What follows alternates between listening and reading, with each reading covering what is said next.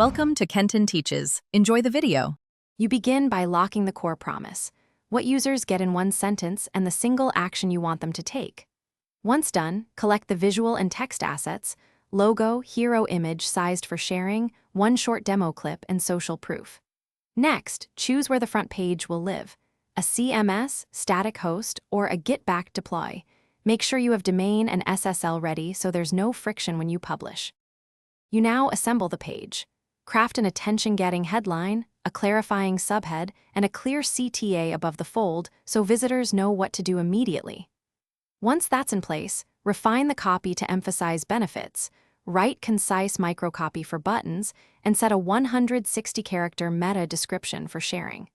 Then build responsively, lazy load images, aim for under 2-second load time, and wire up analytics so you can measure engagement from day one.